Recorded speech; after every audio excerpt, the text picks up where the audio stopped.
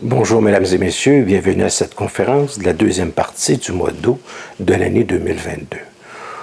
Aujourd'hui, j'aimerais attirer particulièrement votre attention sur une interrogation métaphysique que l'on appelle le mal. C'est un sujet que,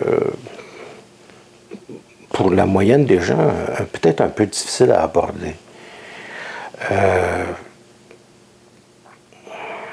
On a souvent tendance à attribuer le mal comme étant quelque chose qui appartient uniquement à l'être humain. J'aimerais amener votre point de vue à un niveau plus vaste de la pensée.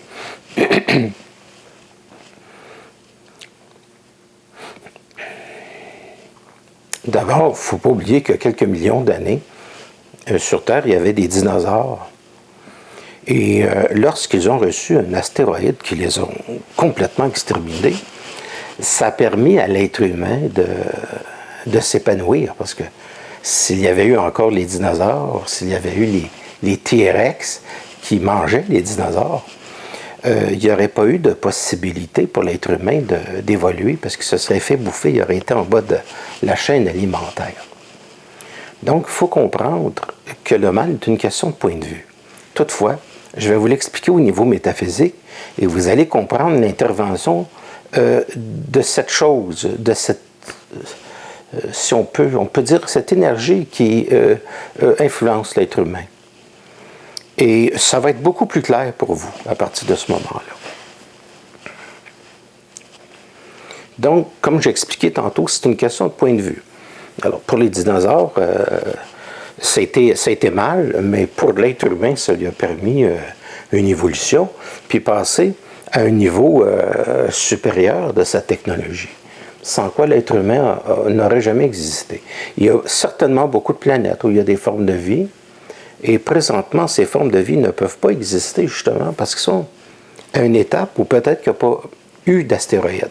Ceci dit, dans la nature, dans le monde, dans la création de l'univers, dans la manifestation de l'univers, la prédominance, c'est que l'intelligence cherche toujours à se dépasser parce que ce qui est en arrière de la prédominance des choses, c'est d'une intelligence fantastique. Si on l'appelle la manifestation de Dieu, comme je disais à la dernière conférence, c'est Dieu qui se réfléchit sur lui-même à travers des perspectives, à travers des points de vue qui sont différents, dont, y compris l'être humain. Nous, lorsque nous regardons les choses, chacun d'entre nous, d'une manière séparée, nous avons tous des visions des choses qui sont différentes. Nous avons tous des points de vue qui sont différents, des manières de voir les choses qui sont différentes. Et ces points de vue-là permettent à l'énergie cosmique de devenir plus intelligente. Au niveau de l'énergie cosmique, au niveau de l'intelligence qui concerne le cosmos, et au niveau de l'intelligence humaine. Ce sont des points de vue différents qui nous amènent graduellement au bon point de vue. Donc un point de vue valable. Et c'est comme ça aussi que fonctionne la science. Moi, avant tout, et les gens sont toujours étonnés de penser que je suis un scientifique. Je suis un scientifique avant tout. Et ça les surprend. J'étudie les choses. Maintenant, je vais vous expliquer de la fonction, l'origine du mal et comment il se manifeste dans le monde. D'accord? Il ne faut pas oublier que aux origines de la Terre, il y avait des formes de vie qui existaient et qui n'étaient pas encore animales, qui étaient des formes de vie électriques. Donc, il n'y avait pas suffisamment de densification matérielle pour permettre une subtilité de la matérialité que l'on appelle la vie et que l'on appelle par la suite les animaux et par la suite l'être humain et cet être humain qui s'est raffiné au niveau de sa pensée. Mais n'oublions pas qu'avant toute chose, la pensée, elle était électrique, c'est-à-dire l'énergie qui circule dans notre cerveau, qui nous permet de penser, qui nous permet de réfléchir, qui nous permet d'avoir des points de vue, ce sont des neurones qui ont un échange électrique. Et cette électricité qui appartient à l'âme, qui appartient à la mémoire de l'humanité, à son ADN, si on veut, ça va jusque-là. L'être humain n'est pas une seule chose, il est plusieurs choses en même temps. Il est à la fois quelque chose de très subtil, où il peut capter l'univers. Il est à la fois quelque chose d'infini. Il est à la fois de l'âme, donc la mémoire de l'humanité. Il est à la fois aussi son ADN. Il est aussi le sang de sa famille. Il est aussi une manière de penser selon les pays que vous visitez. Vous voyez des mentalités qui sont extrêmement différentes et ce qui est mal pour nous ne l'est pas nécessairement pour d'autres. Et il en est de même pour les époques. Dans des époques, il y a beaucoup de choses qui étaient mal, qu'aujourd'hui c'est bien. Je ne mentionnerai pas des choses spécifiques. Quand on dit que les temps changent, c'est que la mentalité change. La mentalité, pour la majorité des gens, c'est plutôt une mode. Pour un être conscient, ce n'est pas une mode, c'est une vérité absolue. Alors aujourd'hui, je vais porter votre attention sur l'origine du mal et vous aurez à l'étudier et voir s'il y a quelque chose qui correspond à votre sensibilité. Avant tout, le mal est une énergie électrique qui était là bien avant l'origine de la vie. C'était une forme de vie. Cette forme de vie avait une sorte d'intelligence. On pourrait dire une intelligence entitaire. C'est une intelligence qui était comme une entité. D'accord? Parce que je ne veux pas dire entitaire, je veux dire une entité. Donc, une forme de vie qui est extrêmement subtile au niveau électrique. Et elle existe toujours aujourd'hui. Elle est là aujourd'hui. Elle est dans ce qu'on appelle les plans qui ne sont pas perceptibles à l'être humain. Et cette énergie désire exister. Et à quelque part, l'homme est venu, avec son développement, est venu prendre sa place. Et elle veut exister, mais elle veut exister aussi pour se permettre de mieux exister. Elle avait la possibilité de demeurer à un stage qui est strictement énergétique, ce qu'elle fait aussi, mais aussi elle peut exister au sens électrique de l'être humain. Étant donné que nous sommes composés d'un cerveau dont les échanges énergétiques entre les neurones sont électriques, chimiques, électriques, elle possède une capacité à influencer nos pensées. Alors donc, c'est une forme de vie avant l'existence de l'homme qui a la possibilité, je dirais entre guillemets, de posséder certaines pensées de l'être humain et qui peut se manifester beaucoup plus librement dans les rêves, parce qu'il n'y a pas de concentration de la pensée comme on doit le faire exister le jour lorsque nous sommes concentrés à notre travail ou à faire quelque chose de précis. Donc, il n'y a pas cette barrière de cette concentration.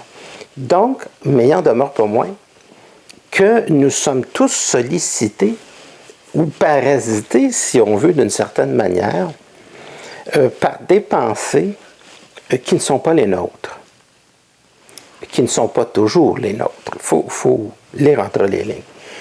Et ça prend énormément de volonté à l'être humain, ça prend énormément de force à l'être humain pour être capable de se réaliser. Il faut être très puissant pour être capable de se libérer de ce que la majorité des gens pensent. Parce que ce que la majorité des gens pensent, ça ne vient pas nécessairement de leur pensée. Puis quand on passe à la conscience dans le processus d'individualisation, on est capable plus de remarquer, d'abord on a plus de volonté, puis on est capable plus de remarquer, à un moment donné, de s'arrêter, de dire pourquoi je pense à ça. D'où ça me vient ces idées-là? Pourquoi j'ai rêvé un rêve comme celui-là cette nuit? Quelle est sa signification? En fait, c'est ce que les philosophes faisaient simplement au cours de leur vie. Ils essayaient d'expliquer les choses. Donc, c'est une énergie qui est très intelligente et d'une certaine manière, je suis obligé de vous dire, elle en veut à l'homme. Elle en veut à l'être humain. D'accord? Donc, elle le parasite pour exister, pour vivre, pour avoir l'impression de vivre. Elle est donc dans l'ADN, entre guillemets, de l'âme. Elle est dans l'âme et elle essaie de parasiter la pensée de l'être humain. Mais lorsqu'un être humain est branché à une autre forme d'énergie électrique, et cette autre forme d'énergie électrique, c'est la pensée cosmique, la pensée universelle, que l'homme peut télépathiser, qui est un direct contact, ça pousse ces forces-là, ces entités-là, ces influences-là, et ça oblige l'homme à avoir une pensée qui est beaucoup plus précise, qui est beaucoup plus intelligente et qui est beaucoup plus près de sa vérité. Et c'est la raison pour laquelle je mets en garde ici les gens qui prennent des drogues subtiles. Parce que quand on a une conscience altérée et qu'on ne contrôle pas l'expérience, qu'on ne connaît pas les plans, c'est peut-être préférable de comprendre qu'on est beaucoup plus vulnérable. Parce que justement, la connexion ne se fait pas nécessairement avec des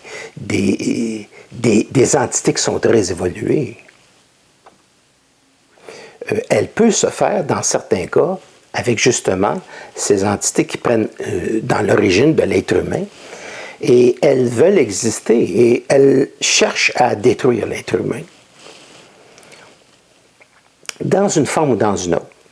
Et tous les êtres humains sur Terre, tous les êtres humains sur Terre, à partir du moment où vous pensez, à partir du moment où vous réfléchissez, à partir du moment où vous existez, il y a une influence de ces forces électriques, de cette vie-là, qui veut absolument avoir la priorité sur l'existence de l'être humain, qu'elle considère comme étant son parasite. Mais c'est une forme de vie qui est extrêmement primitive et qui a commencé à partir du moment où la roche en fusion a commencé à se refroidir, assez pour devenir solide. C'est ce qu'on appelle l'enfer, les images qu'on employait autrefois dans la religion catholique. Et elle influence l'être humain. La problématique, c'est qu'un être humain, évidemment, n'est pas totalement libre tant qu'il ne passe pas à sa conscience.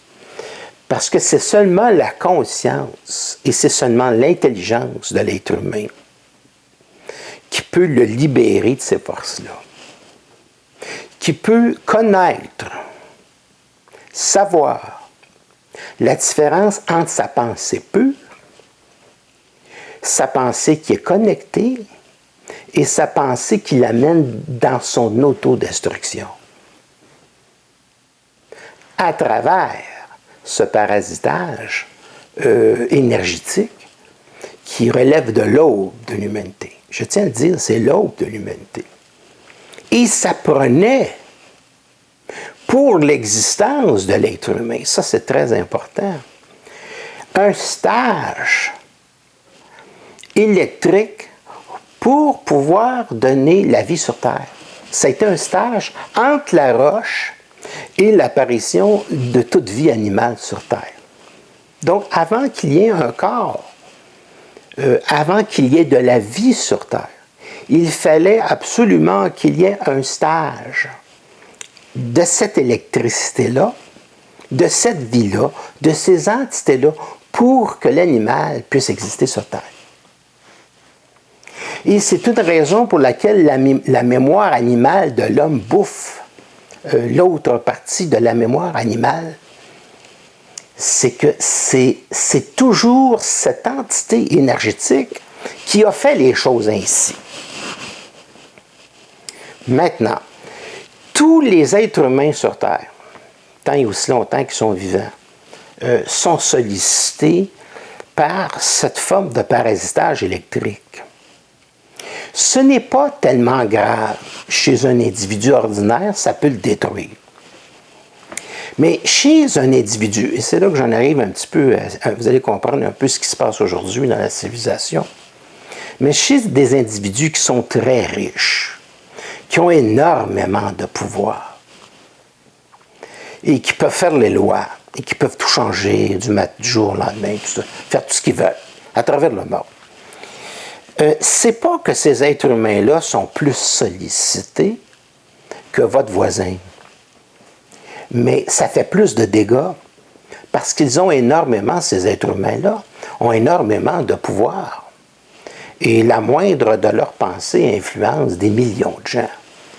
C'est là la problématique de notre civilisation actuelle et de toute la civilisation qui existe depuis des millénaires. Puis c'est toujours un éternel recommencement parce qu'on ne comprend pas comment maîtriser ces forces-là. Il est très difficile pour un ego de se remettre en question. Il est très difficile pour qu'un être humain qui pense que sa pensée provient uniquement de lui et qui possède du libre arbitre, c'est extrêmement difficile de dire à quelqu'un qui a beaucoup d'ego, quelqu'un qui vaut 400 milliards de dollars, c'est extrêmement difficile lorsque quelqu'un est enivré par le pouvoir, de lui dire qu'il fait erreur. Parce que dans sa tête, il ne peut pas faire erreur.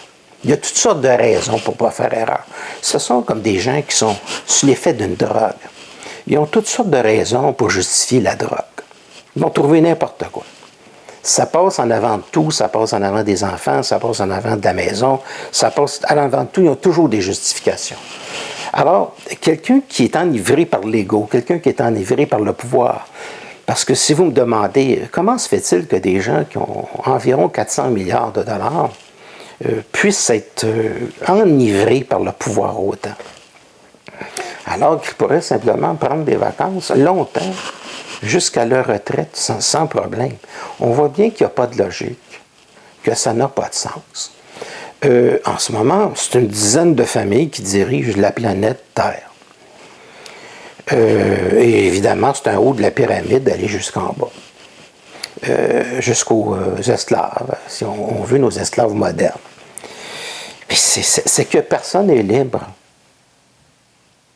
Nous pensons, puis eux autres aussi, ils pensent qu'ils sont libres. Mais il n'y a personne de libre. Parce que l'être humain, quand il n'est pas dans sa conscience et qu'il est dans sa recherche spirituelle, la recherche spirituelle n'est pas suffisante. La recherche spirituelle ou la recherche philosophique est intéressante pour l'ego parce que ça lui permet de mettre des mots sur des choses. Mais ça ne lui donne pas sa connexion. Ça ne le branche pas dans une connexion cosmique qui lui permet de passer à un niveau de conscience qui est global. Donc, il est toujours attaché à la Terre. Il est toujours attaché à l'âme de la Terre, puis il fait continuellement l'expérience de l'âme de la Terre. Et il est parasité. Être humain, c'est être parasité. C'est un peu comme un chien qui a des puces. C'est à peu près la même chose, puis qui passe son temps à se gratter, mais qui ne sait pas pourquoi. Et il ne peut pas l'expliquer. Vous avez certainement vécu le phénomène avec votre toutou, puis lorsque vous lui donnez un produit, une poudre ou quelque chose, un collier à puce, bon, il se gratte un peu moins en attendant d'avoir besoin d'un autre collier. Ceci dit, c'est une histoire de conscience. Nous ne sommes pas les seuls sur la Terre. C'est pas parce que nous sommes visibles que nous sommes les seuls êtres existants. Et ça, il faut le comprendre, c'est primordial. Nous sommes à la fois dans le visible et nous sommes à la fois dans l'invisible. Et il y a une partie de nous qui est parasitée par des esprits, si on pourrait dire, des entités, des énergies électriques qui sont extrêmement primitives et qui veulent, et je ne dis pas ça pour vous angoisser, mais je vous dis ça parce que c'est une réalité, et qui veulent absolument la destruction de l'être humain. Et les gens les plus puissants sont peut-être pas toujours au courant.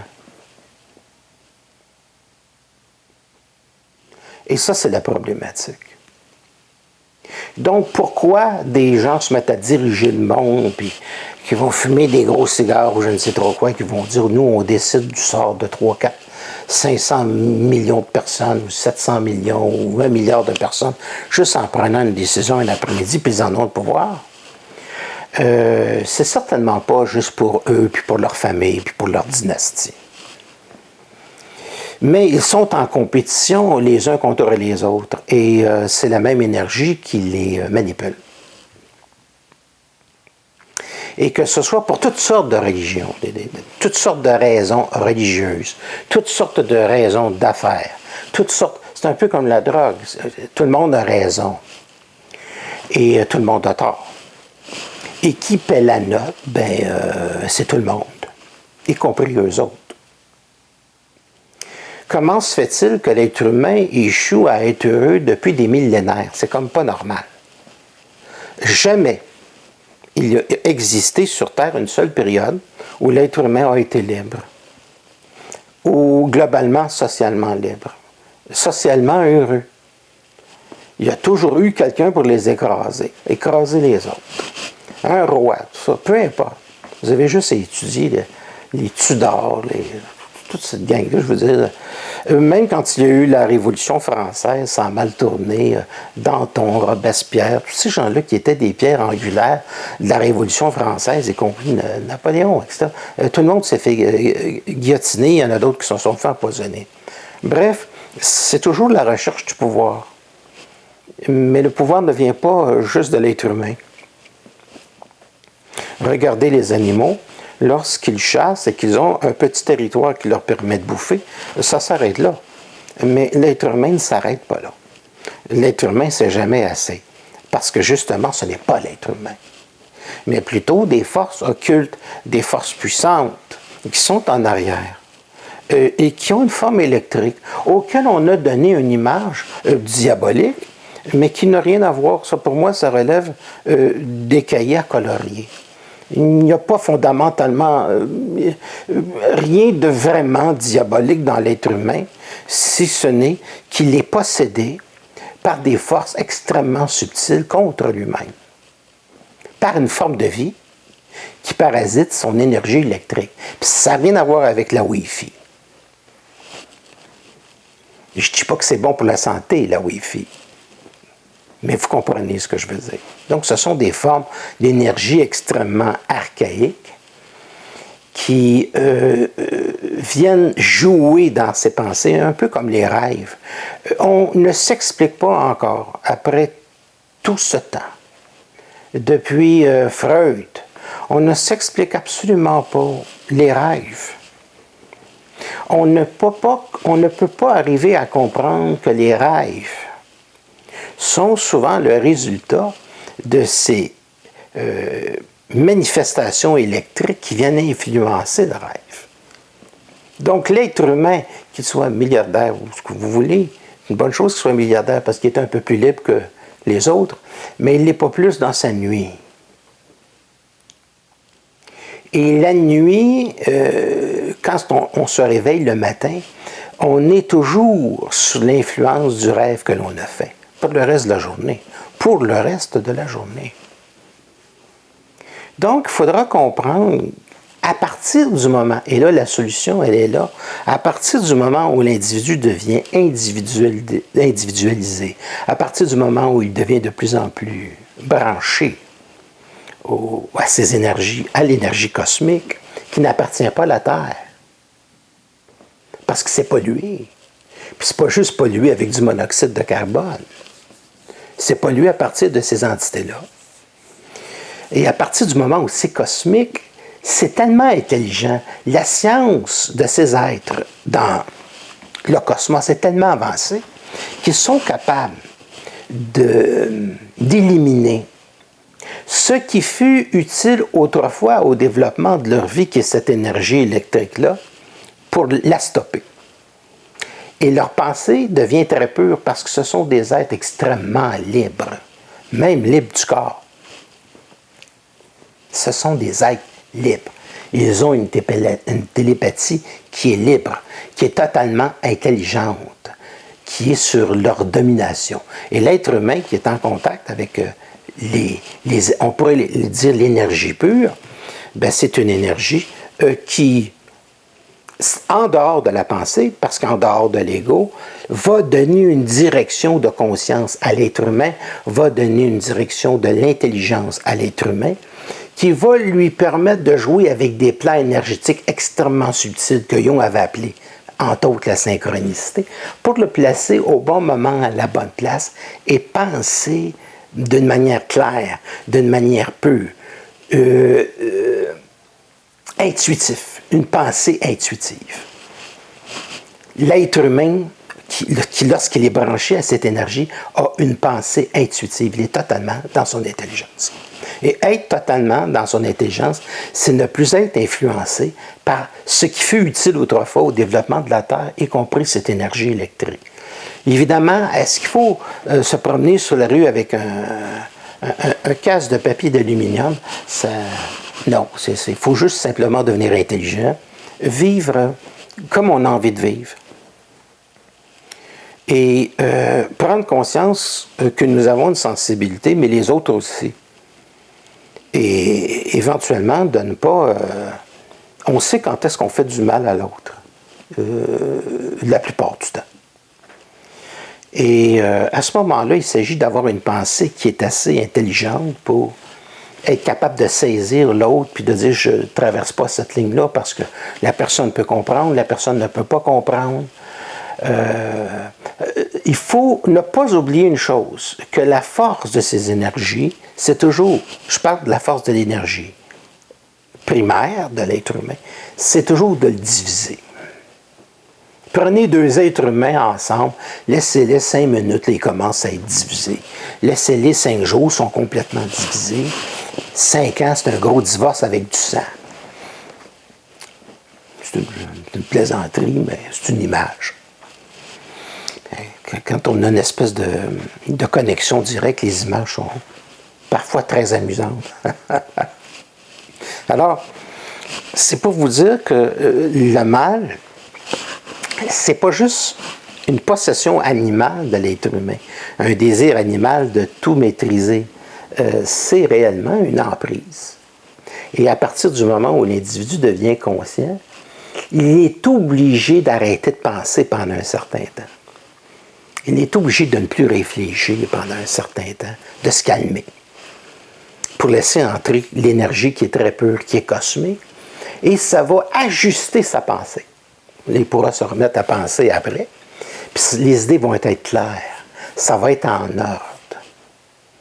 Il ne faut pas oublier qu'on est assujetti à cette énergie électrique, on est assujetti à la mémoire de l'âme, on est assujetti à notre civilisation, on est assujetti à l'endroit où on est venu au monde, on est même assujetti à notre quartier, à notre environnement, donc on est un capteur électrique extrêmement sensible, avec beaucoup d'historicité. Puis passer à l'intelligence, ça veut dire être capable de remarquer cette chose-là et être capable de ne plus être influencé par elle. Ni le quartier, ni les parents, ni l'âme, ni ce que je fus autrefois, ni le monde des rêves, et y compris, ce sont des énergies primitives qui veulent absolument la destruction de l'homme, de l'être humain sur Terre. Et depuis l'aube de son existence. Alors, il faudra être capable, avec le temps, de comprendre ces choses-là, d'expérimenter sans peur. Ça fait partie de la nature. Maintenant que vous êtes au courant, vous êtes capable de comprendre pourquoi ça va mal dans le monde. Je veux dire, les choses sont aussi simples que ça. Pourquoi, dans le temps de l'Égypte, il y avait une guerre entre l'Égypte du Nord, la Haute-Égypte, la Basse-Égypte? Pourquoi, quand les États-Unis, il y a eu les États-Unis du Nord, les États-Unis du Sud, pourquoi tout est divisé? Hein? Le monde des vaccinés, les gens qui ne le sont pas, ceux qui sont noirs, ceux qui sont blancs, ceux qui sont rouges, ceux qui sont carottés, l'homme, la femme. Mettez quelque chose qui n'est pas divisé, là, essayez de me le trouver, vous pourrez me le texter en bas de la vidéo. Le monde est divisable.